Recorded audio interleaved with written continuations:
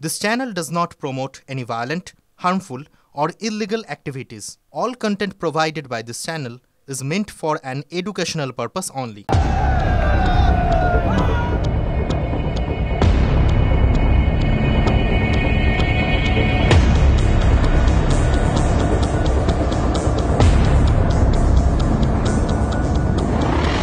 টিভি9 বাংলায় স্বাগত। আপনাদের সঙ্গে রয়েছি আমি শর্মিষ্ঠা। এখানে সব আছে আবার কিছুই নেই। কেন এই কথাটা বলছি? কারণ যদি ভোটের মহাযুদ্ধের রেজাল্টটা দেখেন না, তাহলে দেখবেন যে কোথাও একটা 2021 সালের পুনরাবৃত্তি হয়েছে, কিন্তু সাদা চোখে তা মনে হলেও আদতে কিন্তু তা নয়। পদ্ম ফুল বলুন বা ঘাস ফুল, দুই ফুলে এখন অজস্র কাটার যে কাস্তেতে মরচে পড়েছে, সেই মরচে সারার ইঙ্গিত কোথায়? অন্যদিকে হাত শক্ত না পাকাপোক্ত না নরম তা বুঝতে গিয়ে রীতিমতো কুপোকাত প্রদেশ সভাপতি। তাই মনে হলো আজ বাম, কংগ্রেস, বিজেপি, তৃণমূল এই চারটে ঘাঁটি ঘুরে দেখি, ময়না তদন্ত করি এবং তাবড়ো তাবড়ো নেতাদের সঙ্গে কথা বলে দেখি। চলুন বেরিয়ে পড়া যাক।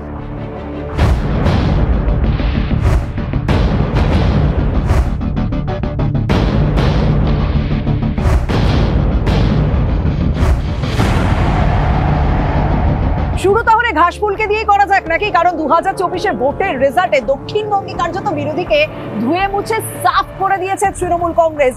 গ্রামের জয় দিয়ে শহরকে ঘিরে রেখেছে তৃণমূল কংগ্রেস। কিন্তু ওই যে প্রদীপের নিচে অন্ধকারের দিকেও তো নজর দেওয়া প্রয়োজন। এই যে আমি যেখানটা দাঁড়িয়ে আছি, কলকাতা পুরো এলাকা, এখানেই দেখুন না 60টি ওয়ার্ডে পিছিয়ে রয়েছে তৃণমূল কংগ্রেস। 5 জন মেয়র পরিষদ, বেশ কয়েকজন বড় চেয়ারম্যান, তারা নিজেদের ওয়ার্ডেই তৃণমূলকে এগিয়ে দিতে পারেনি। সেখানে বিরোধীরা এগিয়ে রয়েছে, সেটাও তো চিন্তার প্রয়োজন। এবং হুগলি, হাওড়া, বর্ধমান, দুর্গাপুর এই সমস্ত জায়গাগুলোতে বিভিন্ন ওয়ার্ডে পিছিয়ে রয়েছে তৃণমূল কংগ্রেস। যা কয়েক বছর আগে তৃণমূল কংগ্রেস জিতে বাজিমাত করেছিল। এই কয়েক বছরের সমীকরণ পাল্টালো কি করে? এবার যদি মন্ত্রিসভার দিকে নজর রাখি, সেখানে তো রীতিমতো ভয় ধরা, অর্থাৎ তৃণমূল কংগ্রেস পিছিয়ে রয়েছে। এই জায়গাগুলোও তো আত্মবিশ্লেষণের প্রয়োজন। চলুন।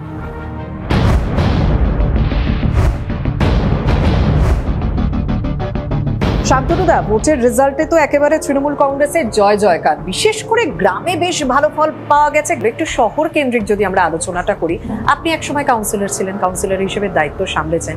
কোথাও কোথাও দেখা যাচ্ছে এই পুরো এলাকায়, বিশেষ করে কলকাতা পুরো এলাকাতে বিভিন্ন ওয়ার্ডে তৃণমূল পিছিয়ে রয়েছে। সুজিত বসু, শশী পাজা, এই সমস্ত জায়গাগুলো কিন্তু আমরা দেখছি শহর কেন্দ্রিক রেজাল্টটা কি কোথাও একটা তৃণমূলকে ভাবাচ্ছে? মানে শহরে তৃণমূল কংগ্রেসের জনপ্রিয়তা কোনো অংশে কম, সেটা কখনোই নয়। যে তৃণমূল কংগ্রেসের সার্বিক ভোটের পার্সেন্টেজ যদি দেখেন, প্রত্যেক নির্বাচনে আগের থেকে বেশি পার্সেন্টেজ ভোট তৃণমূল পেয়েছে এবং এর ধারাটা এখনো অব্যাহত আছে। এবার একটা শেষ প্রশ্ন, উত্তরবঙ্গের দিকে যদি নজর রাখি, উত্তরবঙ্গে কোচবিহারেই বাজিমাত হলো তৃণমূল, আর বাকিগুলো যদি আবার সেই আগের মতন ফেরানো গেল না কেন? সেটা কেন? আরে কিছু তো মানুষ পাবে, তাহলে তো 42 আমার হয়ে যেত। যেখানে বিজেপি নয়, তার সাথে সাথে বিজেপির দুটো দালাল ছিল, অধীর চৌধুরীর নেতৃত্বাধীন কংগ্রেস এবং সিপিএম। সেই অধীর চৌধুরীর নেতৃত্বাধীন কংগ্রেস এবং সিপিএম যদি সর্বভারতীয় ইন্ডিয়া অ্যালায়েন্সের নীতি মেনে এখানে বিজেপিকে লড়াই করার জন্য মানসিকতা নিয়ে লড়তো, তাহলে আমি নিশ্চিত আমাদের বিজেপির আসন সংখ্যা ডাবল ডিজিট তো ছেড়ে দিন, 3 থেকে 4 বা 4 থেকে 5 হতো। তাহলে বুঝতেই পারছেন যে পুরো বিষয়টা মানুষের পাশে থাকার জন্যই এই ফলাফল মূলত তৃণমূল কংগ্রেসের ঝুলিতে গিয়েছে বলে তারা মনে করছে। ভোটের আগে থেকে বারবার সংবাদ শিরোনামে কোন জায়গা উঠে এসেছে? সন্দেশখালী। সেই সন্দেশখালীর জায়গা থেকে আমি একজন প্রতিনিধিকে পেয়েছি, তৃণমূলের প্রতিনিধি। উত্তর 24 পরগনা জেলা পরিষদের কর্মাধ্যক্ষ হলেও তিনি বসিরহাটের মানুষ এবং হারোয়ার বেশ একটা গুরুত্বপূর্ণ দায়িত্বে রয়েছেন। এত প্রচার হলো, এত নেগেটিভ প্রচার হলো, তবুও বেশ ভালো রেজাল্ট হলো তো সন্দেশখালী বা বসিরহাট দেখতে গেলে। কিন্তু আমার প্রশ্ন এটা যে গ্রাম যতটা তৃণমূলকে বাঁচালো, শহর কি ততটা বাঁচাতে পারলো? বসিরহাট পুরসভা, টাকি পুরসভায় যে গ্রাম যার শহর তার, গ্রামের মানুষ একদম পরিষ্কার করে, এবং সব থেকে বড় জিনিস যে মায়েরা, এবং মায়েদের কাছে আমরা গেছি, মায়েদের কাছে প্রণাম করেছি। মায়েরা একটা কথাই বলেছেন, আমরা মমতাদি ছাড়া কিছুই জানি না। কারণ মমতাদি আমাদেরকে সম্মান দিয়েছে, লক্ষ্মীর ভাণ্ডার 500 থেকে 1000, এই 1000 টাকার কত গুরুত্ব। আমার বাচ্চা যখন স্কুল থেকে ফেরে আমি তাদের আইসক্রিম কিনে দিই, মা একটা আইসক্রিম দাও। তার মানে বলছেন যে লক্ষ্মীর ভাণ্ডারেই বাজিমাত। কিন্তু হ্যাঁ, অবশ্যই এই কথাটা ভীষণ গুরুত্বপূর্ণ যে গ্রাম যার শহর তার বা ক্ষমতাই তার।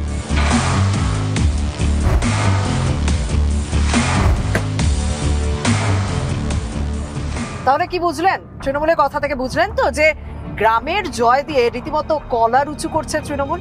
আর এক ফুলের কি অবস্থা, আর এক ফুল মানে পদ্ম ফুলে তো গৃহদাহ চলছে। হ্যাঁ, একটা রাজনৈতিক দল ভোটে হারবে, সেই হার থেকে শিক্ষা নিয়ে আবার জয়ের জন্য ঝাঁপাবে, এটাই তো স্বাভাবিক। কিন্তু এই 2024 লোকসভা ভোটের মহাযুদ্ধে হারের পর, এরকম খারাপ ফলের পর যে ক্ষোভের স্লুইস গেট খুলে যাবে সেটা তো কেউ আঁচ করতে পারেনি। আর বিশেষ করে বিজেপি যাকে বারবার সেন্সর করেছে, সেই দিলীপ ঘোষ, তিনি একের পর এক তীর ছুঁড়ে চলেছেন।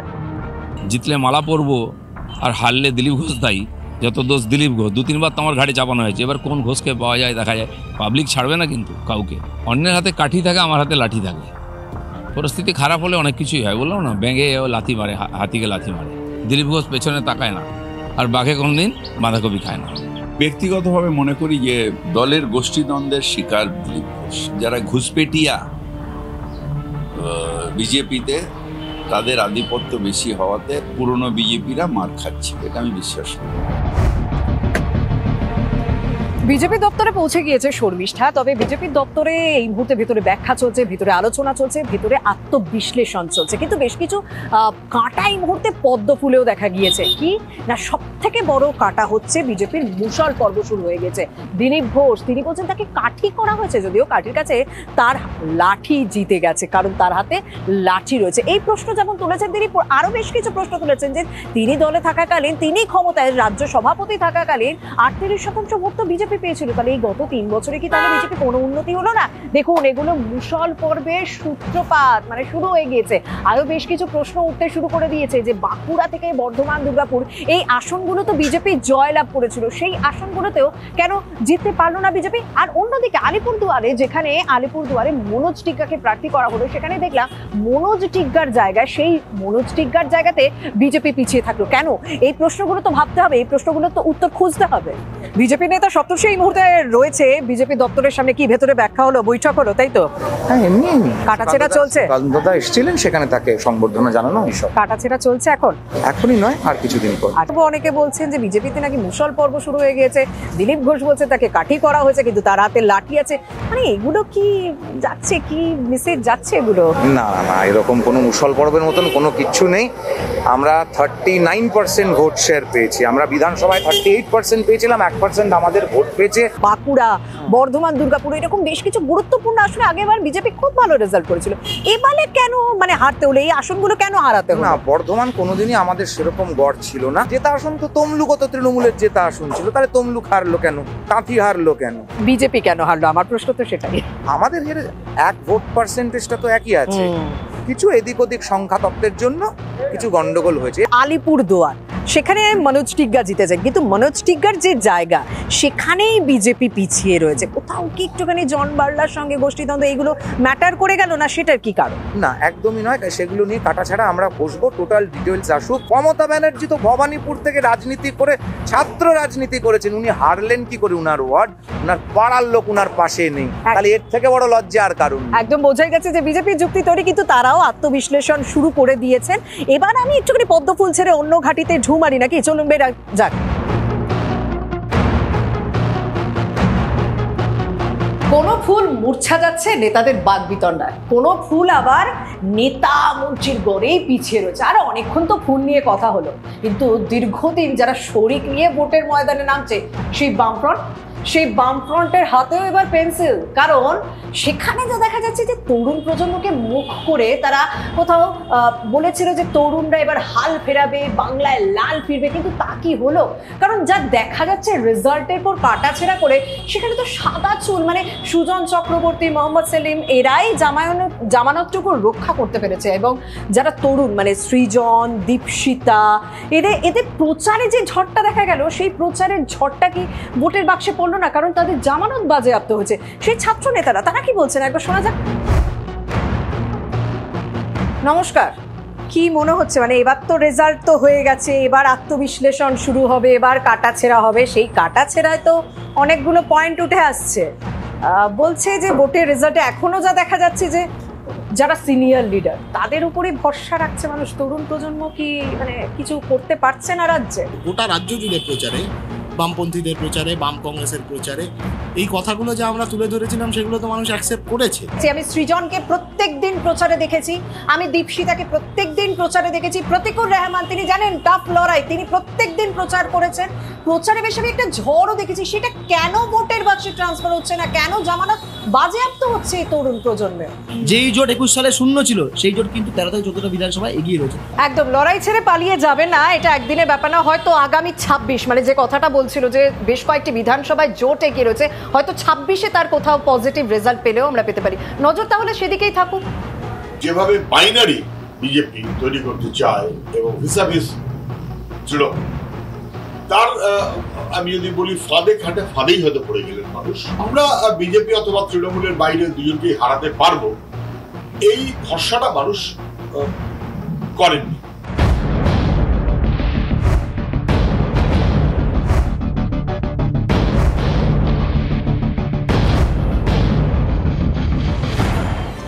আমি এই মুহূর্তে ডেকার্স লেনে পৌঁছে গিয়েছে, সন্ধে হয়ে গিয়েছে, কিন্তু সারা দিন দেখলেন তো প্রত্যেকটা রাজনৈতিক দলের কাছে পৌঁছে গেলাম, তাদের বক্তব্য শুনলাম, রীতিমতো মাথা ধরে গেছে এই গরমে। তাই মনে হলো যে ডেকার্স লেনে এসে একটু চা খাই। আর চায়ের দোকানে বাঙালির তো তুফান ওঠে, রাজনৈতিক চর্চায় তুফান ওঠে। যিনি রয়েছেন তার সঙ্গে একটু কথা বলি। দাদা, চায়ের দোকান তো একেবারে জমজমাট, এখানে চর্চা তো হয়, রাজনীতির চর্চাও তো হয়, প্রচুর চর্চা হয়। আপনি একজন ভোটার, আপনার কাছে আমি অন্য কিছু জানতে চাইবো না, আপনি একজন ভোটার, নতুন সরকার গঠন হচ্ছে, এনডিএ তৃতীয়বারের জন্য টানা সরকার গঠন করতে চলেছে, কি চাইছেন সরকারের কাছে, নতুন সরকারের কাছে? বদল চাই। বদল চাইছেন, বদল চাইছেন। বদল এখন আপাতত সম্ভব নয়, যতদিন না মানে নতুন কিছু হচ্ছে আপাতত সম্ভব নয়। কিন্তু সাধারণ ভোটাররা তারা কি চাইছেন সরকারের কাছে, নতুন সরকারের কাছে কি চান একজন সাধারণ মানুষ হিসেবে? বদল চাই। কি পরিষেবা চান? পরিষেবা ভালো চাই। কি ভালো পরিষেবা? অবশ্যই প্রত্যেকেই ভালো পরিষেবাই চাইবেন। আর কি মানুষ চাইছেন ভোটার হিসেবে সরকারের কাছে কি চাওয়া? সরকারের কাছে ভালোভাবে কাজ চাইছি, মানুষ জিনিসপত্রের দাম কমুক, কর্মসংস্থান হোক, শান্তি থাকুক, মানুষ শান্তিতে থাকুক, এটা গুরুত্বপূর্ণ কথা এই মুহূর্তে দাঁড়িয়ে, কারণ ভোটের পর যা অশান্তির খবর পাচ্ছি।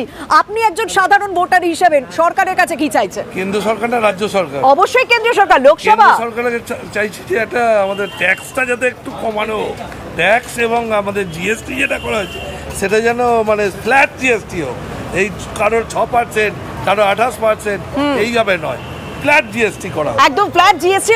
দেখেছেন তো আজকাল মানুষ যথেষ্ট রাজনৈতিক সচেতন। আমি আরো অনেকের সঙ্গেই কথা বলার চেষ্টা করব, আমি একটু দূরে যাই। অনেক জায়গায় বেশ গোল গোল করে আলোচনা হয় এবং ভোটের পর সেই আলোচনা তো আরো জমে। নতুন সরকারের কাছে কি চাইছেন? কেন্দ্রীয় সরকার অবশ্যই সুশাসন, কোনো করাপশন, সুশাসন চাই, যেটা করা উচিত সরকারের সেটা করা উচিত।